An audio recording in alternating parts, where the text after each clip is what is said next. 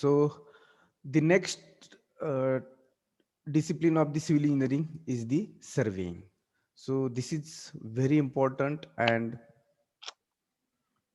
Generally for every structure, जे काय civil engineering मधले स्ट्रक्चर्स आहेत, प्रत्येक स्ट्रक्चर करण्यासाठी तुम्हाला कन्स्ट्रक्ट करण्यासाठी अगोदर सर्वे करावं लागतं.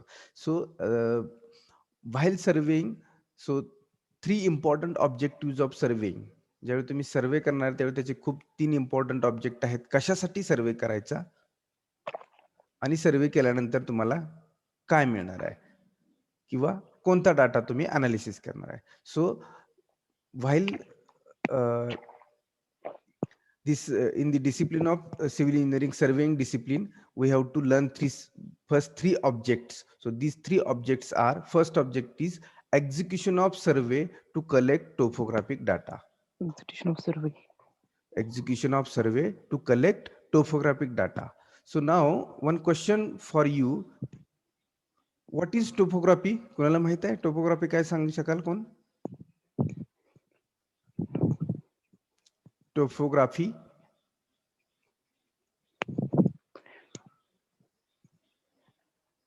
Anyone student? So the topography, it means the overall level of the ground. एखाद्या ग्राउंडची जी काय तुमची ओव्हरऑल कशी लेवल आहे किंवा कुठे चढ आहे कुठे उतार आहे त्याला आपण टोपोग्राफी म्हणतो. मग कोणतंही स्ट्रक्चर, सिव्हिल इंजिनिअरिंग मधलं कोणतंही स्ट्रक्चर कशावरती रेस्ट आहे? ग्राउंडवरती. आणि ग्राउंडची लेवल ही एकसारखी आहे का? कुठेच ग्राउंडची लेवल एकसारखी नाहीये. मग आपल्याला काय करावं लागतंय? तर जमिनीची लेवल समजून घ्यावे लागते, आणि for that we have to do the survey. Survey कशासाठी करावं लागतंय? कोणतंही स्ट्रक्चर ग्राउंडवरती कन्स्ट्रक्ट करायचं झालं तर त्याची जमिनीची लेवल आपल्याला समजून घ्यावी लागते. कारण का स्ट्रक्चर कसं असतंय? हॉरिझॉन्टली असते. कुठलंही स्ट्रक्चर परफेक्टली हॉरिझॉन्टल पाहिजे. काय yes, mute your self. Topography काय आलं मग? स्थलांतर. हा, yes, who is asking me question? Please ask. नाही सर, टोपोग्राफिक स्थलांतर. काय म्हणताय? टोपोग्राफी मोठ्यानं बोला, मला ऐकायचं. स्थलांतर. स्थलांतर. स्थलांतर.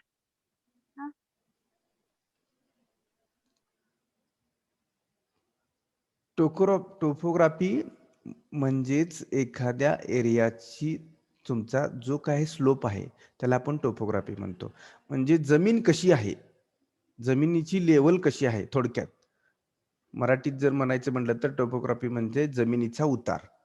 मग तो एका ठिकाणी कुठेही आपण गेलो तर तो एकसारखा नसणार आहे. 1 सेंटीमीटर मध्ये किंवा 5 सेंटीमीटर मध्ये किंवा 10 मीटर 1 मीटर मध्ये त्याचे टोपोग्राफी उतार हा चेंज होत आहे जमिनीचा. मग जमिनीचा उतार कसा आहे किंवा ग्राउंडचा स्लोप कसा आहे याचा स्टडी करण्यासाठी आपल्याला सर्वे करावा लागतो. And for that surveying we have to required such, इथे जे इन्स्ट्रुमेंट दिसतात पिक्चर मध्ये, इमेजेस मध्ये, अशा प्रकारची इमेजेस इन्स्ट्रुमेंट तुम्हाला सिव्हिल इंजिनिअरिंग मध्ये सर्वे करण्यासाठी वापरावे लागतात. आता टोपोग्राफिक सर्वे, टोपोग्राफिक सर्वे म्हणजे suppose this is the ground, बरोबर आहे, ही एक जमीन आहे. तर आता ह्या जमिनीचा उतार एकसारखा असेल का? एकसारखी लेवल कुठेही नसणार आहे. सो जर याचा लेवल फाइंड आउट करायचे असेल तर आपल्याला याचा सर्वे करायचं. म्हणजेच समजा आपण ही जी लँड आहे किंवा हे जे ग्राउंड आहे तर ते असं डिवाइड करू शकतो रेक्टँगल्स मध्ये, जवळजवळ 0.5 मीटर इंटरवलला. म्हणजे हे 0.5 मीटर डिस्टन्स असेल, हे डिस्टन्स असेल ते 0.5 ही लाईन. तसंच ही लाईन 0.5 मीटर डिस्टन्स असू शकते. किती घेऊ शकतो आपण? 1 मीटर, 0.5 मीटर असा ब्लॉक करू शकतो. आणि या इन्स्ट्रुमेंटच्या साह्यानं आणि लेवलिंग स्टाफच्या साह्यानं या प्रत्येक जंक्शनची आपण काय घेऊ शकतो? रीडिंग घेऊ शकतो. आता ते रीडिंग कसे घ्यायचे वगैरे हा प्रॅक्टिकलचा पार्ट आहे थोडासा, तो आता इथं तुम्हाला एक्सप्लेन करता येणार नाही. म्हणजे हे इन्स्ट्रुमेंट असं लावायचं, त्याच्या समोर एक लेवलिंग स्टाफ म्हणून एक इन्स्ट्रुमेंट आहे अजून, ते लेवलिंग स्टाफ समोर धरला की याच्यातून त्या स्टाफ वरती रीडिंग मेजर करता येतं. मग ते जमिनीवर ठेवलेला असतो स्टाफ, जमिनीवरून ठेवल्यानंतर या इन्स्ट्रुमेंटची हाईट काय तर आहे आणि तो स्टाफ जमिनी म्हणून ह्याच्या समोर धरला तर त्या जमिनीची उंची किती आहे त्याच्यामध्ये आपल्याला नोट करता येते आणि त्याच्यावरून परत आपण काय करून कॅल्क्युलेशन करून या जमिनीची या पॉइंटची उंची एखाद्या रेफरन्स पॉइंट पासून किती आहे ते फाइंड आउट करू शकतो. म्हणजेच तुम्हाला हे समजू शकतं, समजा इथं एक हा पॉइंट आहे. या पॉइंटला काहीतरी उंची आहे. या पॉइंटच्या विथ रिस्पेक्ट टू इथं किती असेल, इथं किती असेल, इथं किती असेल. मग मे बी हे उंच पण असू शकतं आणि डाउन पण असू शकतं. तसं प्रत्येक पॉइंटचे आपण काय करू शकतो, लेव्हल्स काढू शकतो. म्हणजेच उंची फाइंड आउट करू शकतो एका रिस्पेक्टिव्ह पॉइंटच्या related. That is the surveying. आता परत एकदा मी तुम्हाला आणखी सिंपल एक उदाहरण देतो. कुठून मोजतो ही उंची जनरली? तर ही उंची जी आहे आपण कराची माहिती आहे कुठे आहे कराची? पाकिस्तान. होय पाकिस्तान. पाकिस्तानच्या मधली एक सिटी आहे कराची आणि ती कुठं आहे तर समुद्राच्या किनारी आहे. मग असं आपल्या इंडियानं कन्सिडर केलेलं आहे की कराचीमध्ये जी समुद्र सपाटी आहे, कराची सिटीच्या तिथली जी समुद्र सपाटी आहे त्या समुद्र सपाटीला आपण झिरो म्हटलेलं आहे. बघा, कराचीच्या समुद्र सपाटीला आपण झिरो म्हटलेलं आहे आणि त्या झिरोच्या विथ रिस्पेक्ट टू मुंबईमध्ये किती उंचीवर आपण असेल, दिल्लीमध्ये किती उंचीवर असेल, पंढरपूरमध्ये किती उंचीवर आहे, सोलापूरमध्ये किती आहे किंवा अजून तुमचा कुठलंही एखादं लोकेशन असेल त्याची उंची विथ रिस्पेक्ट टू कराची आपण फाइंड आउट करतो. मग इथं पंढरपूरमध्ये सर्वे करताना आपण कराचीला जाऊन येतो का? नाही जाऊन येत. कारण का एकदाच आपण कराचीवरून तिथली समुद्र सपाटीच्या झिरो पासून आपण उंची मोजलेली आहे. आता ती कुठं नोट केलेली आहे तर मुंबईमध्ये सीएसटी टर्मिनस माहिती आहे तुम्हाला? छत्रपती शिवाजी टर्मिनस ऐकून तर येस माहित सर. येस. ऐकून माहित असेल. तर तिथं आणली गेलेली आहे. त्या रेल्वे स्टेशनच्या एक पॉइंट आहे किंवा एक स्टोन फिक्स करून ठेवलेला आहे. असं प्रत्येक ठिकाणी प्रत्येक रेल्वे स्टेशनला उंची समुद्र सपाटीपासून किती उंचीवर आहे ही उंची मार्क केलेली आहे. प्रत्येक रेल्वे स्टेशनला तुम्ही कुठेही गेला as an technical person or as an civil engineer कोण यातले सिव्हिलचे स्टुडंट असतील ते किंवा तुम्ही ऑल सगळे टेक्निकल आहे म्हणून कधीही बघताना टेक्निकली विचार करायचा. सो कोणी अनम्यूट केलंय त्यांनी म्यूट करा. नंतर बोलायचं असेल त्यावेळी ऑन करा.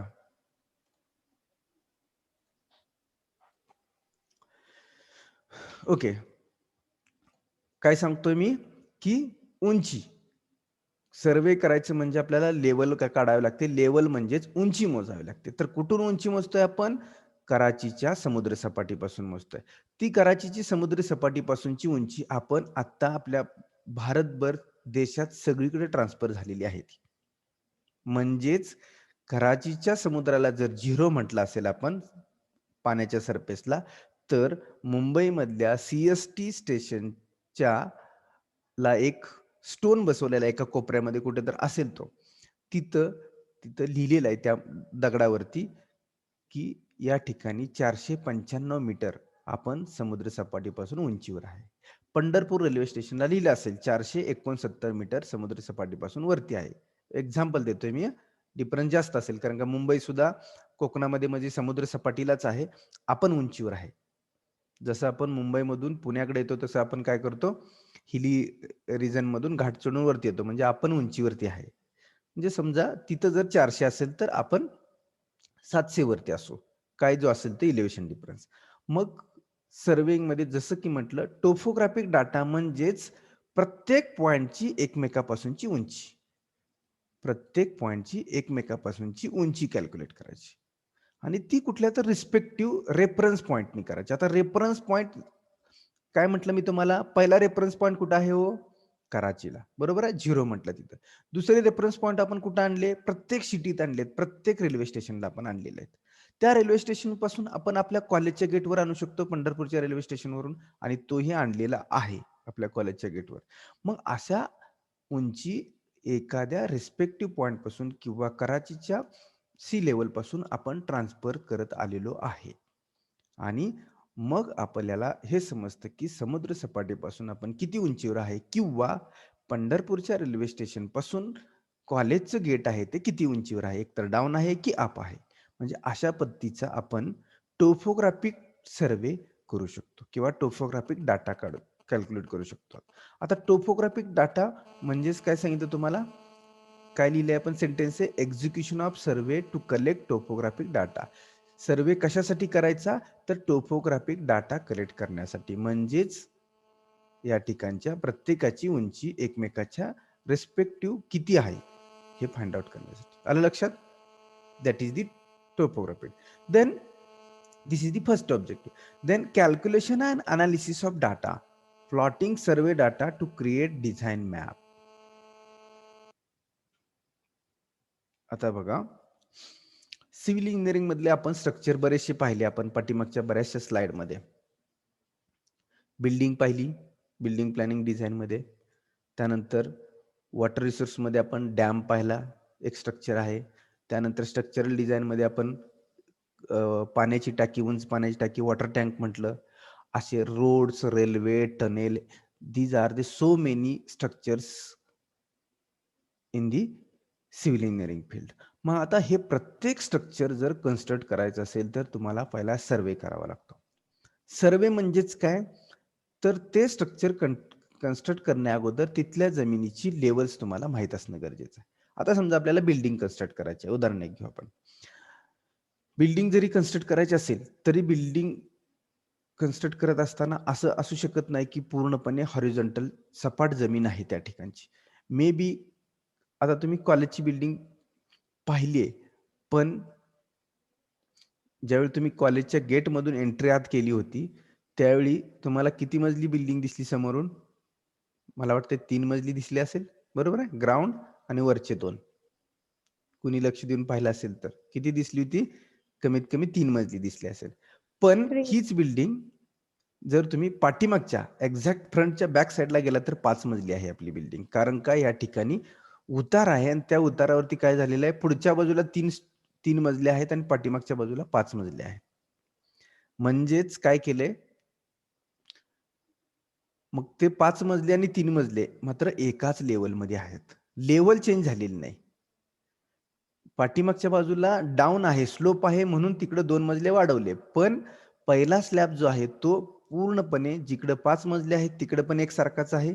दुसरा स्लॅब पण पुढच्या बाजूला पण तेवढ्याच उंचीवर आहे आणि पाठीमागच्या बाजूला पण तेवढ्याच उंचीवर आहे. म्हणजेच काय, तर तुम्हाला लेव्हलमध्ये सर्वेइंग करत असताना उंची जसं आपण जाऊ तशी लेव्हल ही हॉरिझॉन्टल लेव्हल ही मेंटेन राहत असते. मग ग्राउंडचा स्लोप किती असेल तुमचा? मग तो ग्राउंडचा स्लोप आपल्याला काढायचा असेल तर सर्वे करावा लागतो. म्हणजेच या प्रत्येक पॉइंटची उंची मोजावी लागते. एखाद्या रिस्पेक्टिव्ह पॉइंटनी. आता बघा, calculation and analysis of data म्हणजे काय करायचंय? तर हे जे इन्स्ट्रुमेंट आहे ते इथं आपण असं कुठेतरी सेट करतो आणि मग प्रत्येक या पॉइंटची तर तो लेवलिंग स्टाफ असतो. सिव्हिल इंजिनिअरिंगमध्ये एक लेवलिंग स्टाफ इन्स्ट्रुमेंट आहे. ते इथं ठेवतो आणि याच्यातून आपण याला बघतो. जसं इन्स्ट्रुमेंट ह्या पिक्चरमध्ये बघताय, ते इन्स्ट्रुमेंट इथं आपण असं लावलेलं असतं आणि प्रत्येक ठिकाणचे रीडिंग नोट करतो. रीडिंग नोट करतो म्हणजेच काय करतो? एनालिसिस ऑफ डाटा करतो किंवा कॅल्क्युलेशन्स करतो. रीडिंग नोट करतो म्हणजेच इथलं रीडिंग घेतो आणि विथ रिस्पेक्ट टू इथली उंची, इथल्या उंचीच्या विथ रिस्पेक्ट टू ही उंची किती आहे? अप आहे की डाऊन आहे? ही कशी आहे? या पॉइंटची कशी आहे? या पॉइंटची कशी आहे? अशा प्रत्येक पॉइंटची उंची आपण विथ रिस्पेक्ट टू इथल्या उंचीनं या इन्स्ट्रुमेंटच्या सहाय्याने मोजू शकतो. So that is nothing but calculation and analysis. Reading measure करणे आणि त्याची उंची मोजणे, that comes under the calculation and analysis. लक्षात येतंय का? आपल्याला काय काढायचंय, सर्वे करायचंय म्हणजे सिंपल आहे. सर्वे करायचंय म्हणजेच उंची मोजायची आहे. प्रत्येक पॉइंटची एकमेकापासूनची उंची किंवा बिल्डिंगची उंची किती लेवलवरती स्लॅब आहे, त्याच्यावरचा स्लॅब किती लेवलवरती आहे. म्हणजेच ती काय आहे? लेवल म्हणजेच हाईटमध्ये जातोय आपण. उंची मोजतोय. तर उंची मोजायसाठी तुम्हाला असं इन्स्ट्रुमेंट ठेवून या प्रत्येक पॉइंटच्या व्हॅल्यू रिडिंग घ्यायच्या आहेत आणि त्या रिडिंगवरून या या लेवलच्या रिस्पेक्टनं याची उंची किती कमी आहे की जास्त आहे ते आपण कॅल्क्युलेशन करत असतो आणि टेबल फॉर्मॅटमध्ये लिहित असतो. That comes under the calculation and analysis of data. Then plotting survey data to create design map. आणि मग मी इथं आता हे जे स्केच काढलेलं आहे, काय काहीतरी लेंथ आणि विड्थचा असा एक ब्लॉक तयार केलाय. त्या ब्लॉकमध्ये छोटे-छोटे ब्लॉक्स तयार केलेत. म्हणजे मी काय केलंय, एका ग्राउंडचा सर्व्हे करायला लागलोय हा. म्हणजेच प्रत्येक पॉइंटची उंची मोजायला लागलोय. किती आहे बघायला लागलोय. मग हा मॅप मला पेपरवरती काढता येतोय. जसा मी इथं काढलाय तसाच मॅप मी पेपरवर काढू शकतो. म्हणजेच प्लॉटिंग सर्व्हे मॅप म्हणजे हे जे रीडिंग घेतले या रीडिंगवरून मी असा मॅप काढू शकतो. म्हणजेच जमिनीचं ॲक्चुअल उतार कुठं कमी आहे, कुठं जास्त आहे हे फाइंड आउट करू शकतो. That is the second objective. कळालं का सेकंड ऑब्जेक्टिव्ह काय आहे? रीडिंग घ्यायचे. रीडिंग घेतल्यानंतर कॅल्क्युलेशन करून त्याची उंची किती आहे विथ रिस्पेक्ट टू एखादा पॉइंट आणि हे सगळं रीडिंग सगळे संपल्यानंतर ह्याचा मॅप तयार करायचा. मग हा मॅप आपण एखादा जर डॅम कन्स्ट्रक्ट करायचा असेल, आता उदाहरण देतो. एखादा जर डॅम कन्स्ट्रक्ट करायचा असेल तर जनरली आपण डॅम कुठं कन्स्ट्रक्ट करतो की जिथं पाणी आपल्याला जास्त साठवता येईल. का सपाट एरियावरती करू शकतो आपण? नाहीये. जिथं सपाट एरिया तिथं पाणी कसं साठणार? आपल्याला नॅचरल साईट मिळाली पाहिजे की जिथं डॅम कन्स्ट्रक्ट केला तर पाठीमागं पाणी आपल्याला भरपूर स्टोअर करता येईल. व्हॅली असली पाहिजे. मग आपण जे डॅम बघतो आता बऱ्यापैकी ते कुठं आहेत? अशाच एरियामध्ये आहेत. कोयना डॅम. किती कोणत्या एरियात आहे? दोन्ही बाजूनी उंच उंच अशा हिल्स आहेत आणि त्याच्यामध्ये तो कन्स्ट्रक्ट केला गेलेला आहे. अशा पद्धतीनं सगळे डॅम्स मग आता डॅमचा आणि या सर्वेचं अशा ग्रीडचा काय मिनिंग आहे? तर डॅमच्या साईटला ज्या एरियातून पाणी वाहून येणार आहे, त्या एरियाचा स्लोप काय आहे तो आपण काढला, तर आपल्याला किती पाऊस पडेल आणि त्याच्यावरून त्या स्लोपवरून किती फास्ट रन ऑफ आणि रेनफॉल. आपण वॉटर रिसोर्स इंजिनिअरिंगचं एक स्लाइड बघितली त्याच्यामध्ये रन ऑफ आणि रेनफॉल पाऊस किती पडतो आणि पडलेला पाऊस वाहून किती जातो त्याला आपण रन ऑफ म्हणतो. तर तो रन ऑफ काढायचा असेल तर आपल्याला अशा पद्धतीचा सर्व्हे करावा लागतो. म्हणजे त्या एरियामध्ये जमिनीचा उतार कसा आहे त्याच्यावरून त्या डॅममध्ये किती वेळात किती पाणी साठेल याचा अभ्यास करू शकतो आपण ॲज अन सिव्हिल इंजिनियर. त्याच्यासाठी आपल्याला अशा पद्धतीची ग्राउंडची उंची मोजावी लागते. स्लोप कसा आहे, उतार कसा आहे असे ग्रीड तयार करावे लागतात आणि मग त्या ग्रीडवरून पाणी किती पडेल त्याच्यावरून त्याचे फॉर्म्युले आहेत. त्या फॉर्म्युल्यावरून आपल्याला त्या डॅममध्ये किती पाणी पोहोचेल, किती वेळात याचं ॲनालिसिस करता येतं. Okay. So this is the second objective म्हणजेच मॅप प्रिपेअर करणे. And third objective is provision of line, grade and other layouts. Provision of line, grade and other layouts. Okay. आता घाट रिजन मधून कोण कोण फिरून आले? सगळ्यांना घाट माहित आहे? हो बऱ्यापैकी कोकणात बरेच हो जण सर. उतरले असतील मे बी. तर कोकणात जाताना हो सुद्धा सर. घाट पाहिलेले आहेत सर्वांनी. आता ज्या घाट रिजन मध्ये जो रोड असतो तो रोड जर आपण डायरेक्ट जर असा उभा स्ट्रेटच करत गेलो तर काय होईल हो? व्हेइकलच्या ऍक्सिडेंट होऊन व्हेइकलवर चढणारच नाहीत. म्हणजे एकतर इंजिनिअरिंग नॉलेजच चुकीचं अप्लाय करू आपण. जर डायरेक्ट स्ट्रेटच गाडी जर चढवायची म्हटलं किंवा रोड तयार करायचं म्हटलं तर. रोड कसे असते वेडीवाकडे वळणं आपण पाहिलेले आहेत. आणि त्याचं रिझन काय आहे? तर तुम्हाला एक कॉन्स्टंट स्लोप मिळावा की जेणेकरून तुमची व्हेइकल्स त्या कॉन्स्टंट स्पीडनं कॉन्स्टंट स्लोपवरनं मूव्ह होऊन जाईल. बघा घाटामध्ये वेडीवाकडे वळणे असण्याचं रिझन ते असतं की कॉन्स्टंट स्लोपनी कॉन्स्टंट स्पीडनी तुमची व्हेइकल पास व्हायला पाहिजे. प्लस नॅचरल तर आहेच. हिली एरिया असल्यामुळे तुम्हाला टर्न घेतच तुम्हाला व्हेइकल्स पास करावी लागते. मग त्याच्यामध्ये आपण काय इम्पॉर्टंट थिंग आहे तर ग्रेड म्हणजेच ग्रॅडियंट. ग्रॅडियंट आपल्याला मेंटेन करावा लागतो. मग ग्रेडियंट म्हणजेच काय? तर उतार.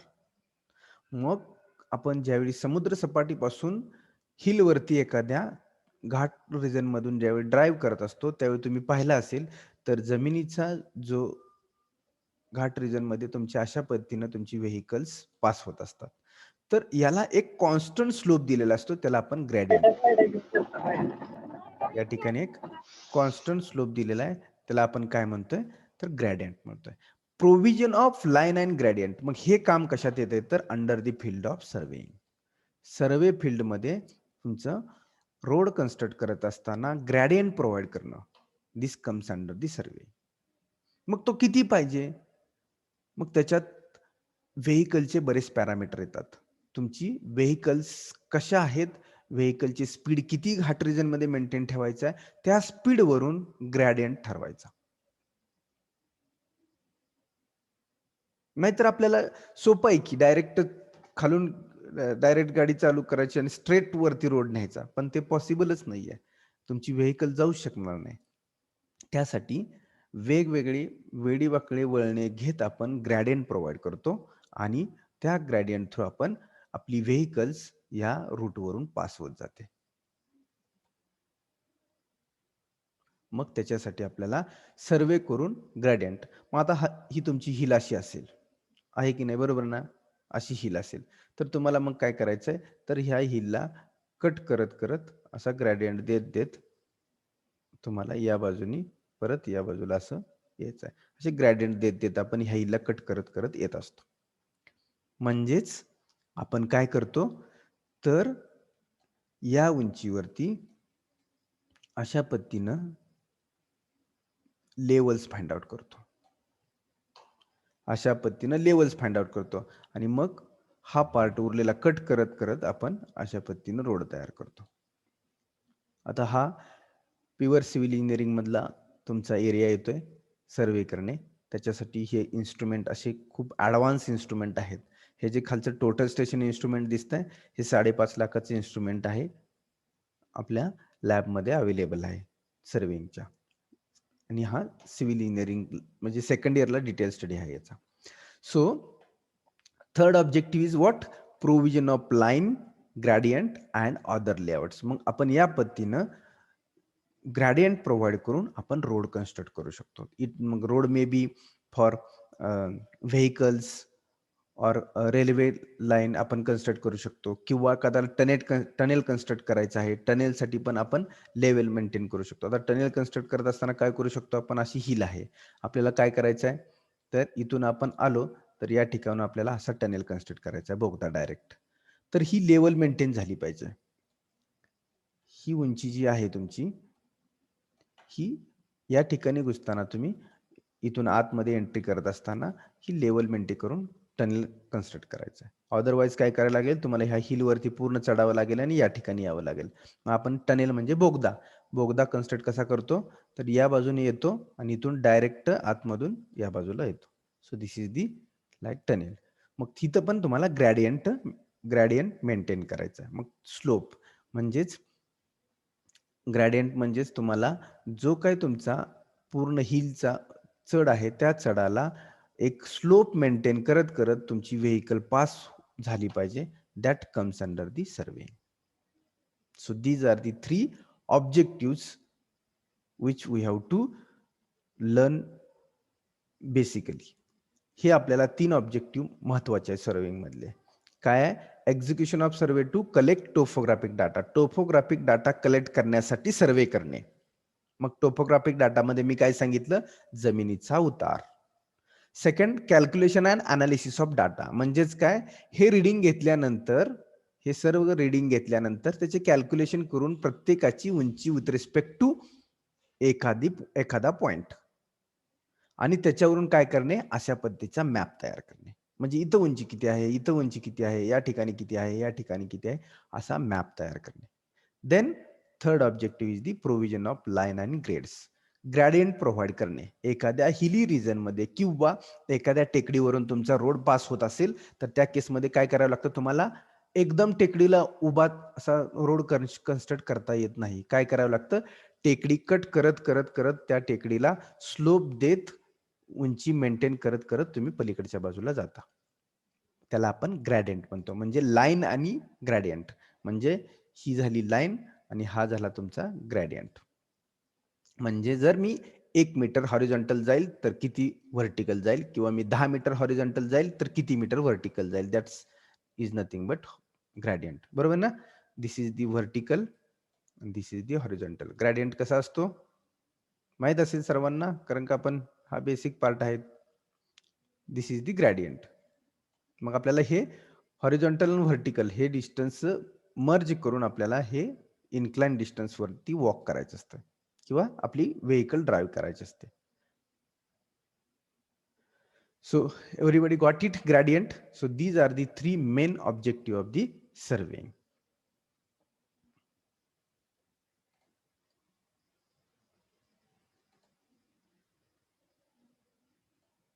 सर हा बोला. सर मगाशी तुम्ही म्हणलं होतं की कराचीला रेफरन्स पॉइंट मानला जाते उंची मोजताना. बर बोला.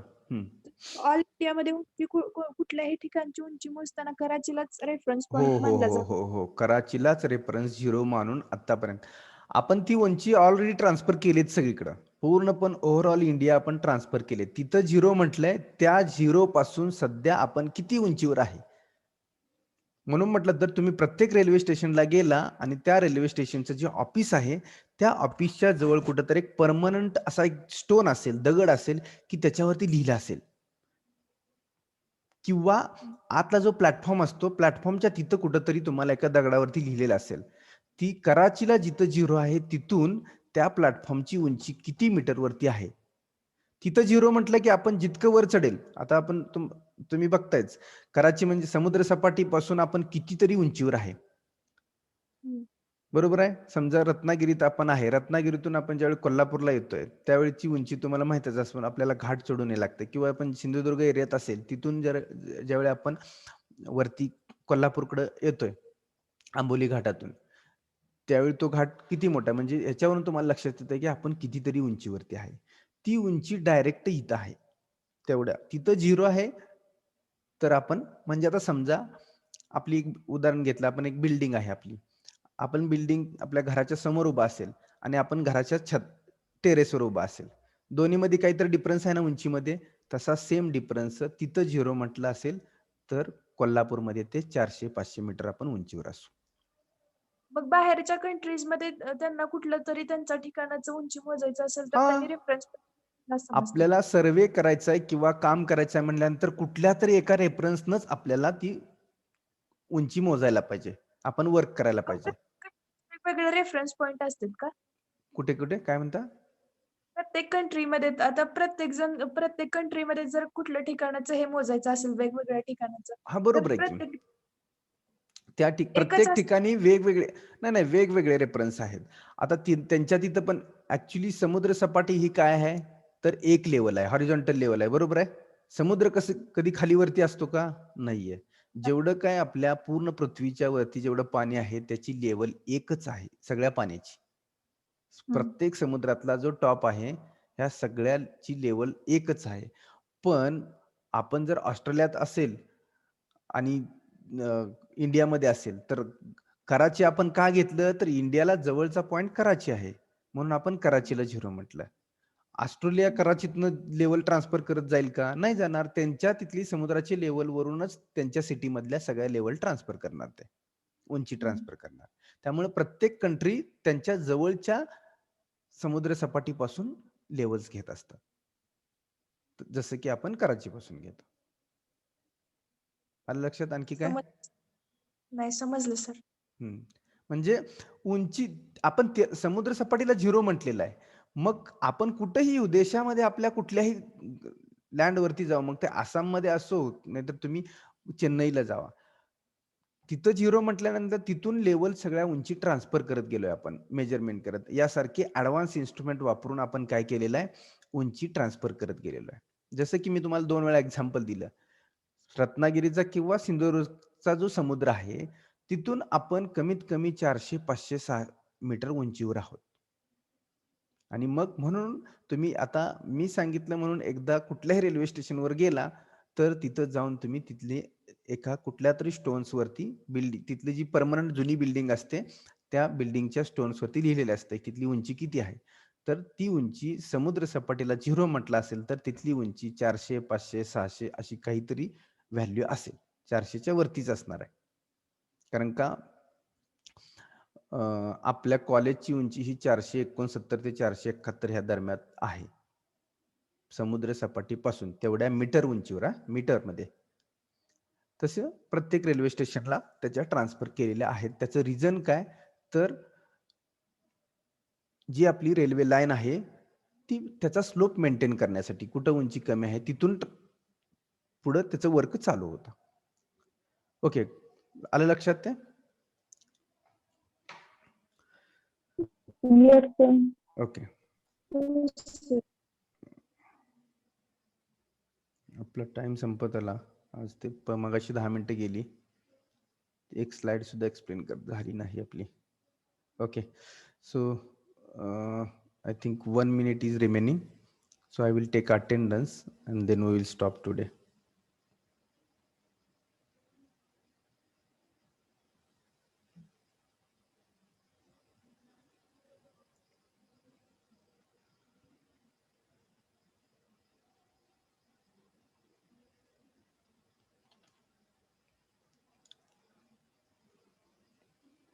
आणि याची सर्वे करण्यासाठी इन्स्ट्रुमेंट आहेत आपल्याकडे. तुम्हाला आपल्या लॅब मधले इन्स्ट्रुमेंट पाहिले आणि जर तुम्ही प्रॅक्टिकल केले ना, लगेच समजून जाईल कशी उंची कॅल्क्युलेट करतो. त्याच्यासाठी तुम्हाला ते आपले प्रॅक्टिकल होणं गरजेचं आहे आणि आपण प्रॅक्टिकल ते घेणार आहे आपल्या सर्वेमध्ये, ह्या आता आपल्या सब्जेक्टमध्ये.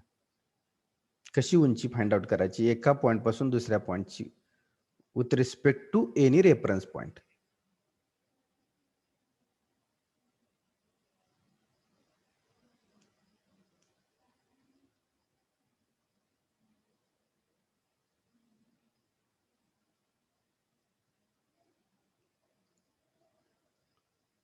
सोपं आहे कारण का इन्स्ट्रुमेंट आहेत आपल्याकडे अशी, त्याच्यामुळे एकदम इझी आहे. लेवल कशी फाइंड आउट करायची, 2 पॉइंट मधली उंची कशी काढायची, खूप सोपं आहे.